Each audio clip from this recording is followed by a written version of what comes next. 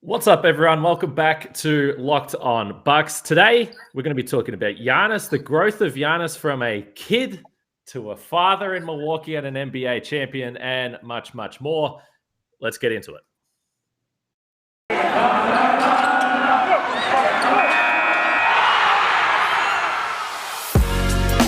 You are Locked On Bucks, your daily Milwaukee Bucks podcast, part of the Locked On Podcast Network.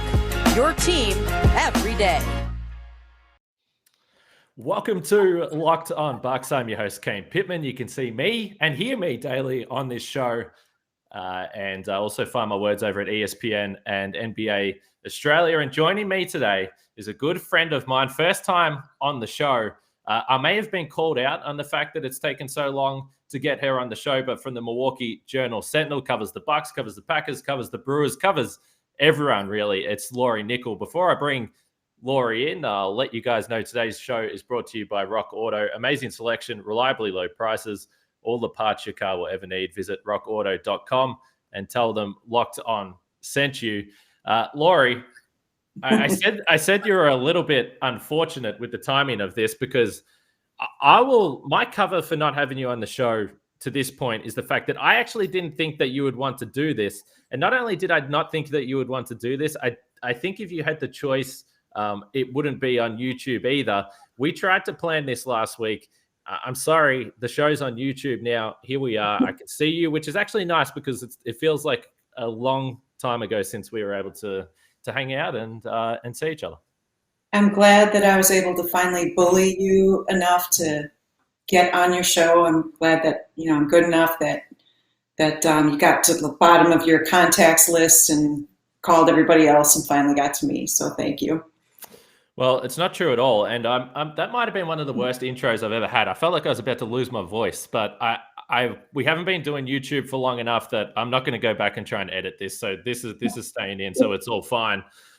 We are only a couple of days away from Media Day now, which is pretty extraordinary to think about. And normally around this time, I might talk to our other friends, whether it's Matt Velasquez when he was still a colleague of yours, and Eric Name, and we're all friends with all these guys that are around the Bucks, Zora, all the fantastic reporters there are.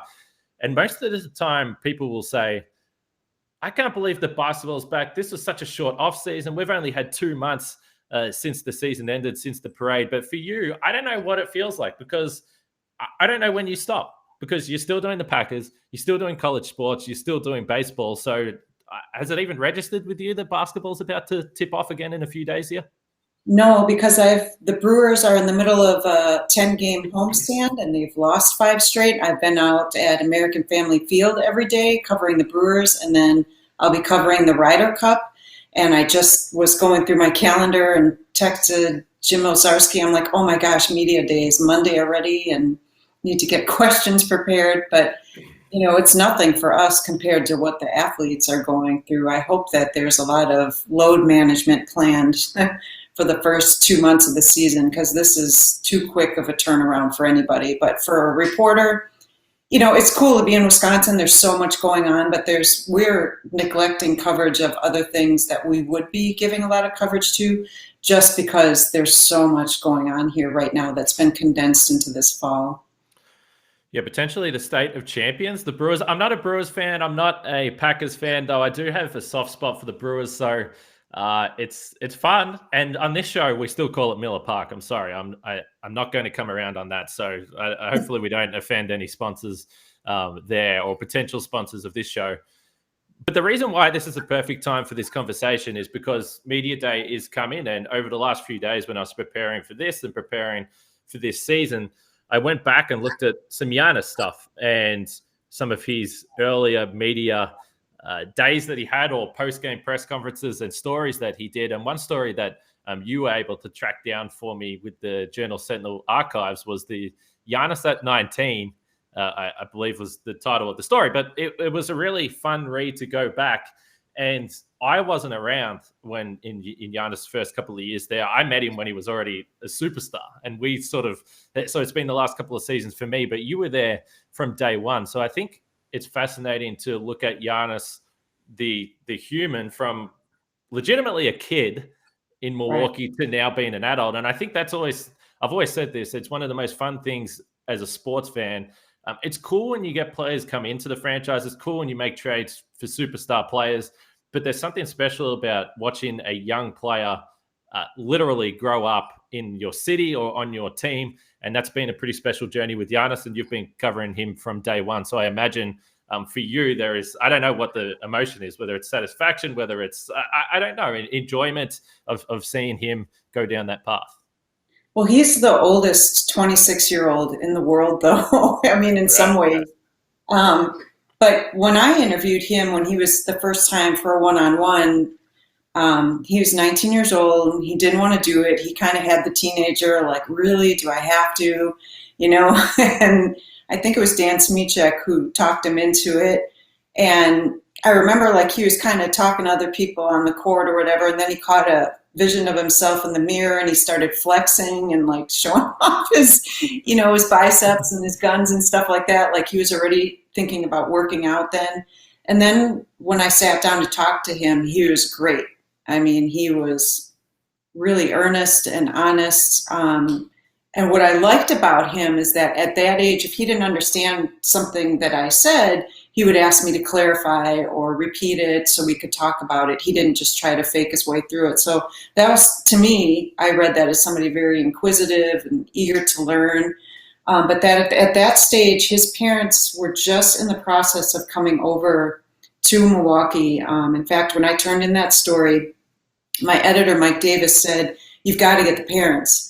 And I'm like, but Giannis said he doesn't want me to talk to the parents. He's like, you got to do it. So I had to track them down at a indoor soccer game the team is called the Milwaukee Wave. And I had to kind of stalk him and catch him by surprise. And I'm like, I'm really sorry, but you guys are here. Do you mind if I talk to your parents? And I don't, he was okay with it. He's like, would you please keep it short though, not too long? And so I tried to be as quick as possible, get what I need. I met Veronica and Charles, and then kind of wrote this piece that showed what kind of young player he was. I mean, he came in the first day, he found a mistake in Larry Drew's playbook and corrected him on that. And watching that guy with the short hair and, the really youthful face and, wasn't playing a lot, didn't know much about him, nobody could pronounce his name, to the guy now who is so quotable on some of his philosophies of how he handled the big signing of the contract, to handling the losses in 2019 in Toronto, to handling a 5-game losing streak in February. All of that, it's been really cool. I mean, and I almost look at it like a parent. Like, I would love to talk to Veronica and say, how did you raise 4 young men so solid? Like, I really respect that about him. It's been neat to see him go through these stages from being kind of young and then having his family around him and then already creating his own family, to what he's done with the organization and in my eyes being kind of the face of the franchise. So the NBA even. So it's been, gratifying and rewarding for sure. So there was a couple of things you pointed to, and you said in the first conversation you had that you thought he was really intuitive. So the first thing that I thought about was that part of the story where you pointed out that he did correct something. And I remember Larry Drew and the quote in your story, he was shocked. He said, I didn't even think players would be reading the playbook at that time, let alone pointing out mistakes. So that just, again, now that we know who he is, that's not surprising. But at the time, for a 19-year-old, obviously, it's pretty crazy. Another thing that I think has been interesting to see with Giannis over the years, and I think we definitely still see flashes of it, is that he can be emotional. He can get angry on the court. He's not someone that will walk away from a fight. Let's just say if something happens. Now, of course, it's the NBA, it's basketball. It doesn't happen a lot. But we all remember the incident in the 2015 playoffs. That was my first trip to Milwaukee. I was at the game. I was there as a fan. I was actually supposed to leave Milwaukee and go back to Australia after game 5 of that series, but the Bucks won against the Bulls in Chicago. Then there was a game 6 in Milwaukee. So I extended my stay, because I thought for sure that the Bucks were winning. I thought they were going to Game 7. I was going to go to Chicago. Anyway, it didn't happen. Giannis was ejected in the second quarter. He absolutely bulldozed Mike Dunleavy. And that was definitely a sign that, okay, this guy is lovable. He's such a funny character, but he's not here to mess around. And he's frustrated right now. There was some other stuff going on with other teammates, so he was protecting his teammates as well. We know what family means to him, and I guess the extension of that being the teammates being family. And he said in your story that the angry side definitely came from his dad.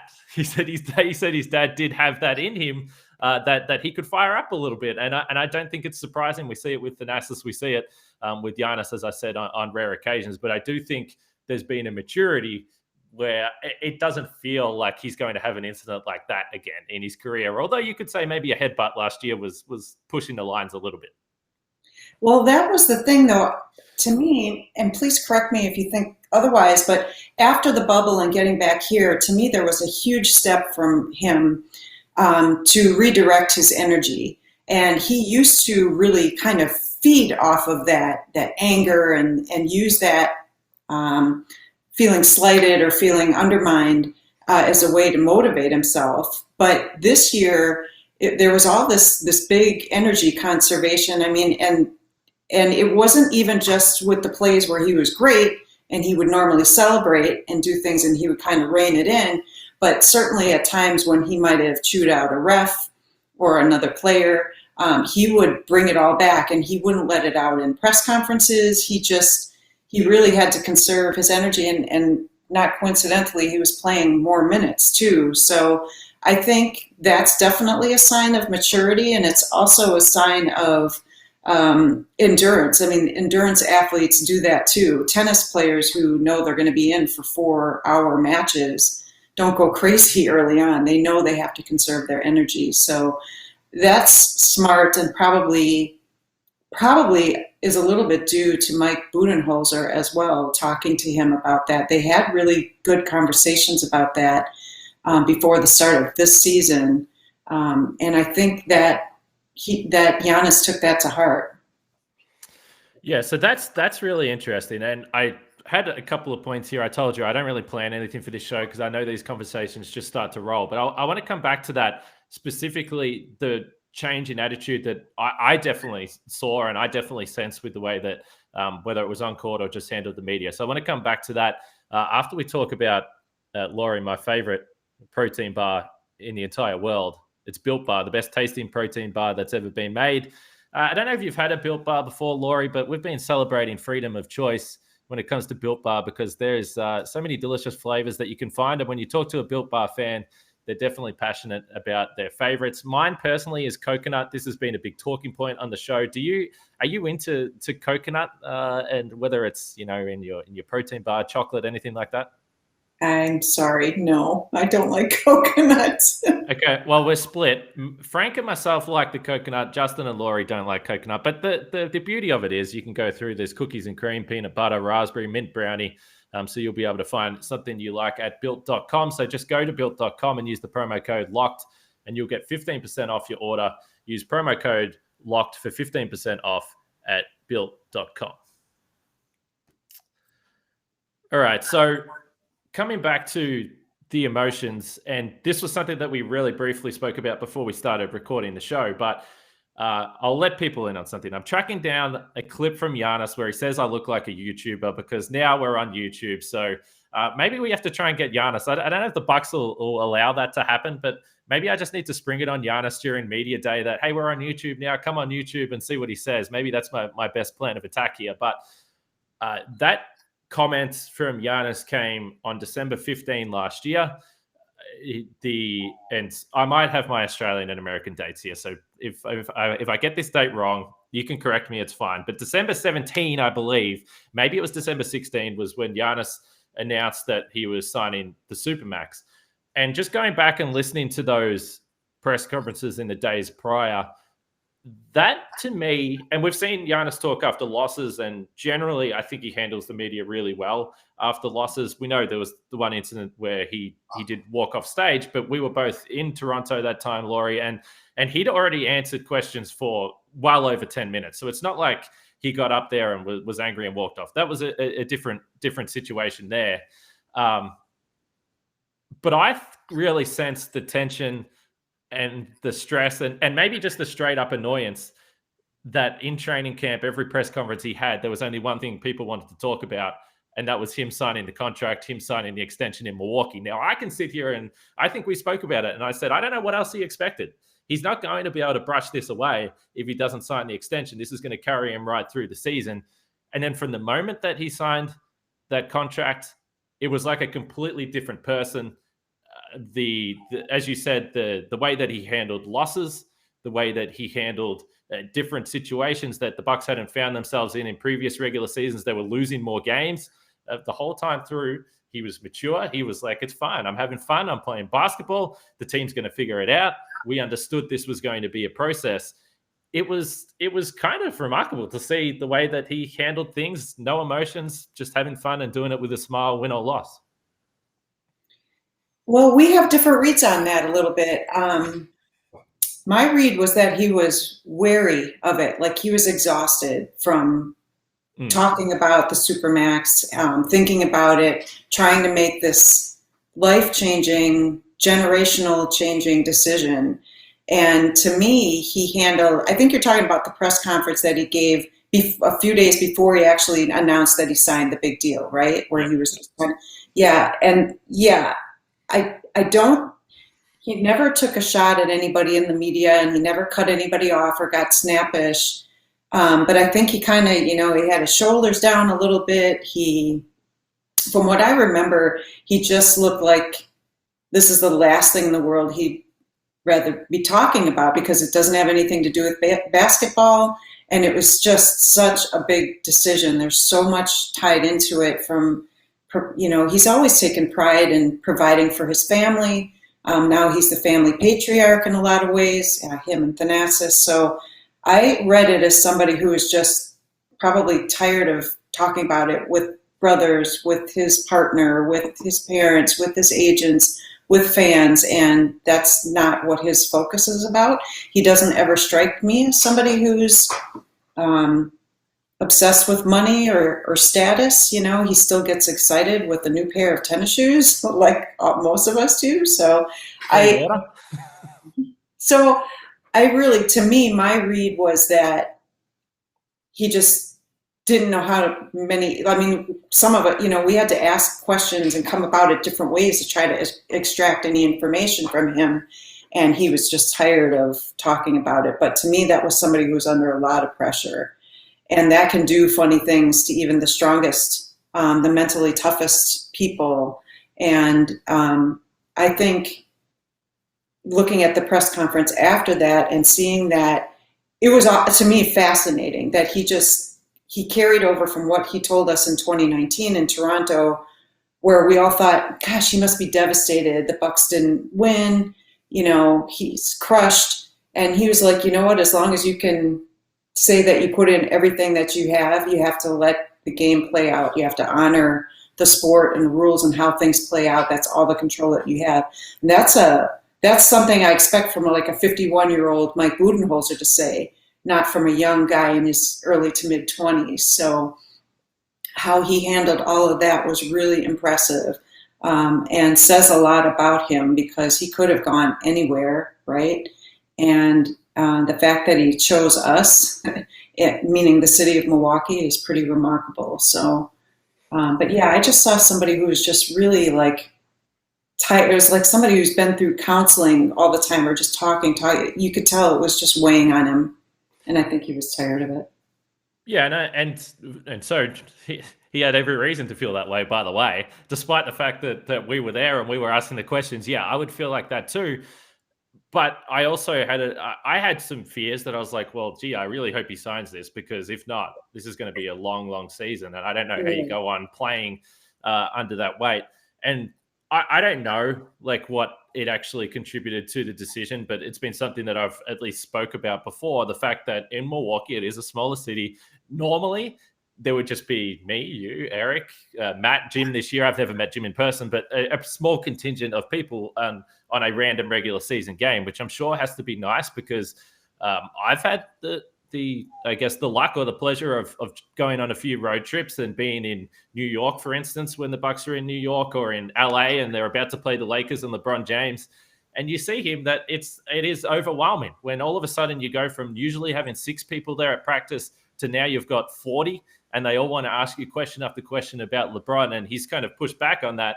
And it almost reminds me a little bit of you talking about what he was like as a 19-year-old, where Dan had to sort of bring him over. And you still kind of see that sometimes. I mean, I always say this to people, he's the most respectful person. He's never rude, but he doesn't exactly like doing media. And I understand that, and I get that. That makes perfect sense to me why he would feel that way. I want to ask you about Aaron Rodgers and comparing MVPs, because like I said, I'm not a Packers fan, but look, Aaron Rodgers is in the news. And his press conferences at the moment, I would say, are interesting. So we can get to that in just a little bit. But I want to talk about rockauto.com. They've been sponsoring the podcast for a long time. And with the ever-increasing numbers of makes and models, it's now impossible for your local chain auto parts store to stock all the parts you need. Why endure often pointless or seemingly intimidating questioning, like when Laurie's asking a question in a press conference, and then wait while the person behind the counter orders the parts on their computer, choosing the only brand their warehouse happens to carry? You have computers with access to rockauto.com at home and in your pocket. So you can save time and money with Rock Auto. Why would you choose to spend 30%, 50%, even 100% more for the same parts from a chain store or car dealership? You can get a Honda Odyssey fuel pump for $216 at rockauto.com. That's $353 in the chain store. So look, my math, I wouldn't say I'm the best mathematician, but I would say that's $137 by my count that you save in there. So go to rockauto.com right now and see all the parts available for your car or truck. Right, Locked On in the How Did You Hear About Us box, so they know we sent you. Amazing selection, reliably low prices, all the parts your car will ever need. rockauto.com.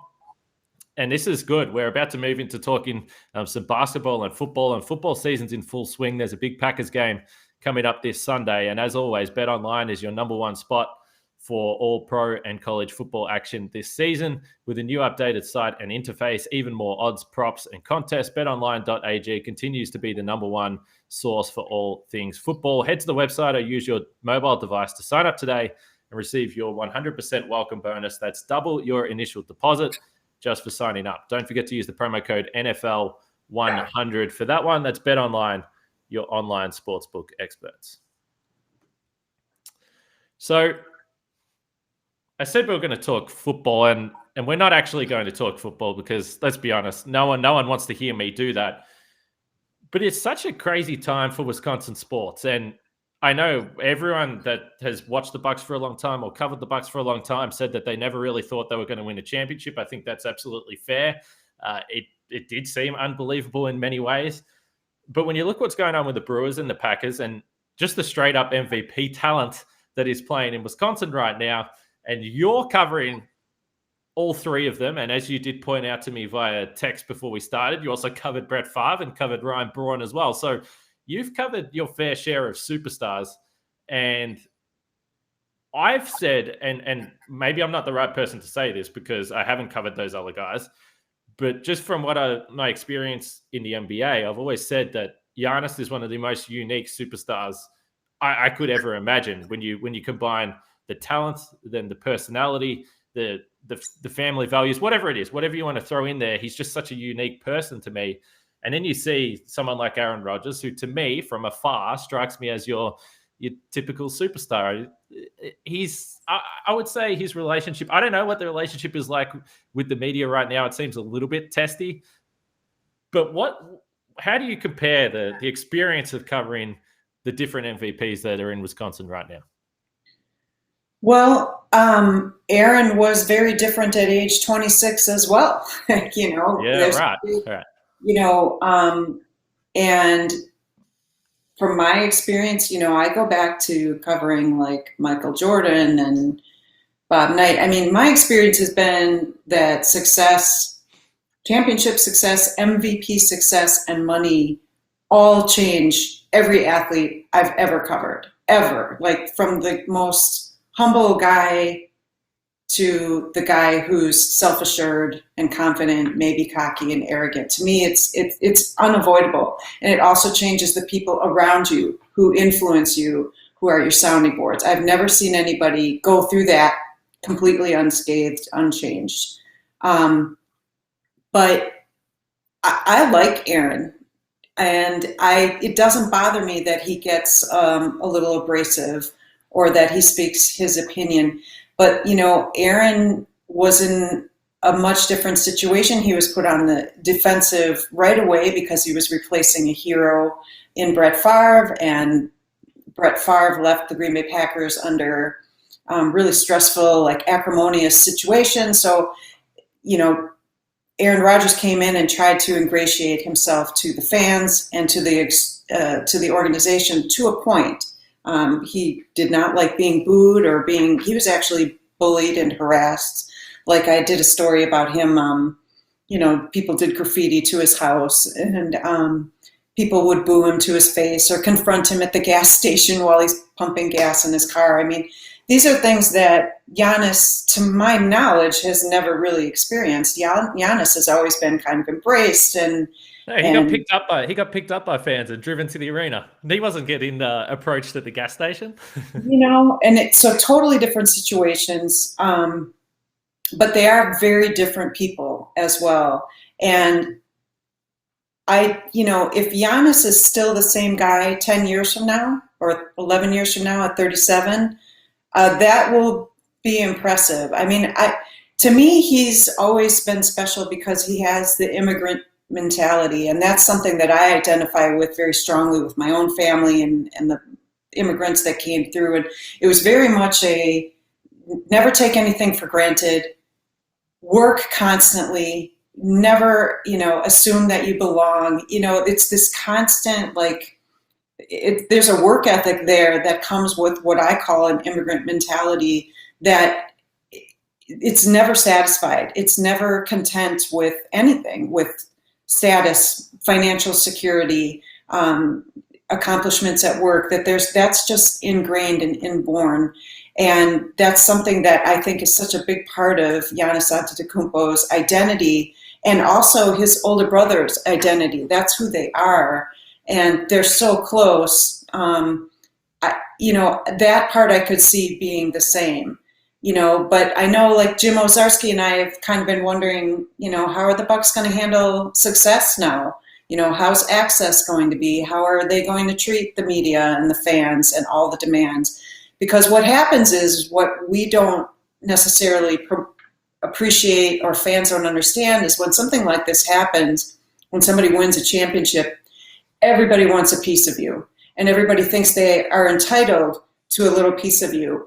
And so when Giannis walks by me at Wisconsin State Fair, people were literally did a double take and screaming, "Oh my God, it's Giannis!" And swarms of people are now following him and Mariah and the family and stuff like that. And that's just one little 15-minute glimpse of what life is going to be like for him now, where there's going to be charities that want his time. There's going to be businesses and sponsorships that are going to make their pitches. There's going to be more media demands, international, national, and local, non-sports, and all of that matters. But and now with a super short off season that's already been super busy for him, getting, the family citizenship in Greece, having another baby. My gosh, he's not really had an off season. It's going to be wearing, and it's going to take a toll at some point on him and on everybody on that team. So, I think Aaron Rodgers and Giannis Antetokounmpo started out in such different circumstances and are such different people. It's hard for me to compare. But the one thing that they have in common, they're both really intelligent people when it comes to their sport and social issues, and they can talk about things beyond their sport. They're always worth listening to. And just because Aaron Rodgers is kind of in a different part of his career right now, I don't give him a hard time for that at all. I kind of understand where he's coming from. And we'll see. Giannis hasn't been tested lately. It's been a honeymoon phase. If they drop out of playoff contention, or if he has a really bad year, or if the team is hit with injuries, God forbid, knock on wood. But I mean, those things are coming. If you play another 10 or 11 years, he will be tested in some way that will be a strain on him and his personality and his mental toughness. And we won't know how he is until he goes through those tests. And, you know, you could say about that for any of us in life. That's why we love sports, right? It's a microcosm of life experiences. So we'll see. You know, he's the first player I've allowed myself to kind of become a fan of. And I shouldn't say that. I pride myself in being objective, not caring if anybody wins or loses, just respecting somebody, having a professional relationship with them. But like if my kids said, you know, I really want to get a sports jersey, what do you recommend? I would say, okay, you know, you can get a number 34. That'll be fine with me. I really respect how he carries himself and so far what he's exhibited with his moral and value system. I find that really fascinating, particularly looking at it from the outside. So, and I'll say this, I think they've both got very high comedic value as well. And I would say so Giannis is like the dad humor already. He had dad humor before he was even a dad. Aaron Rodgers, I think he's more my style, very dry. I find him very, very humorous. I think he's a really, really funny guy. I think everyone has enjoyed the Pat McAfee show stuff that he's been doing. So, you know, to me, I really love that. I think that stuff's been awesome. So that's a really, really interesting answer from you. One last question I have for you. And I've always admired with your work, your ability to write features, because to me, like that's the cool thing about working in sports. It's actually talking to someone, and it can be about the sport, but stuff off court as well. To me, that's what I find the most interesting. And there was one story that you did that stands out to me. A lot of people would have read it. I know that was the Tony Snell story that you did. And the reason why I thought that was so cool, just from like our perspective, what we do, is the fact that I tried to talk to Tony Snell a couple of times, and I mean, he doesn't like doing it. He's shy. He doesn't want a recorder in front of him, let alone a camera in front of him. And you were able to get him to talk and open up a little bit. And I just thought it was really cool. Is there a Bucks story that stands out to you, or something that you've done that you thought was really cool? Maybe it is the Giannis story we've already discussed. I'm not sure. No, nothing really stands out. That's my job. There's a difference between the beat writers and the feature writers and then the columnists, and I have been all three.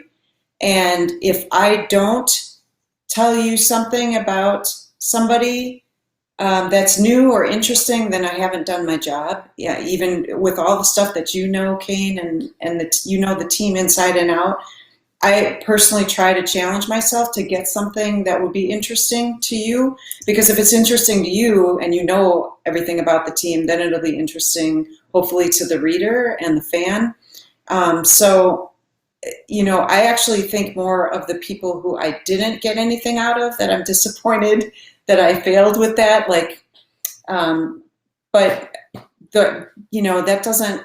I try not to let that happen. So I really love covering the Bucks. I mean, especially when we got stuck in this era of Zoom, and when I listened to other players from other teams, boy, I was so grateful.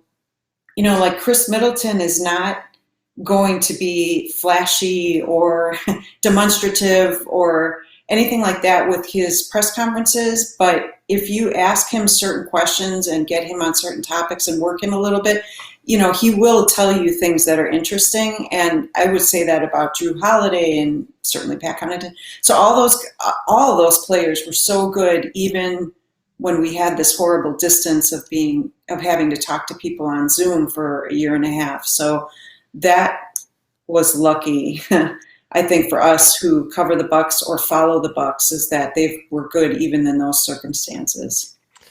Yeah, no question. And I'm excited for Monday because I feel like everyone's going to be in a good mood. I feel like these guys, like the last time everyone got a chance to speak to them, obviously was a pretty good time for them, and I'm sure they're still going to be pretty happy and buzzing off that. It was only 2 months ago, but we're about to start again. We've said it, preseason basketball, October 5, I believe, is the first preseason game, but regardless of the exact date, it's within 2 weeks. So we'll be doing post-game podcast very soon, which is absolutely ridiculous. Laurie, you'll probably be covering basketball, covering baseball, covering football, college sports, all in the same day. So we know we'll be able to find your work, but I'm glad we got to do this. Yeah. I told you that there's never any need to plan anything, and you still continually asked me for what we were going to talk about. It was easy, right? No, it was not easy. Okay. Yes, you made it easy. You're very easy to talk to. Yeah, well, that's good. That's good. Good advertisement for my hosting abilities. But as we wrap it up, we'll be back next week. Like I said, we'll have one show and then we'll have media day and then we're right into it. So we'll have audio, we'll have all sorts of stuff from there. Hopefully some cool stuff that all the guys and some new faces with the Bucks as well, which is always fun to catch up with those guys and see what they're thinking coming into, which is a unique situation. They're coming into an NBA championship team and trying to find a spot. So I imagine it's going to be pretty competitive training camp and through preseason as well for minutes. So it's going to be fun. Of course, you should follow, if you're not already, Laurie on Twitter, Laurie Nickel, at Laurie Nickel, that is, and her work over at the Milwaukee Journal Sentinel. Like I always say, supporting us, support the paper. I always like reading the newspaper. It's old school, but if not, do it online. And as far as this show goes, last time I checked, I think we were nearing 400 subscribers already for this show. It's only been up for a couple of days, so we really appreciate that. You can continue to do that on YouTube, or if you're listening to it on the usual audio platform, it's all the same to us. We appreciate it, so we'll leave it there for this week. For Laurie and myself, Kane Pittman, we'll catch you guys next week.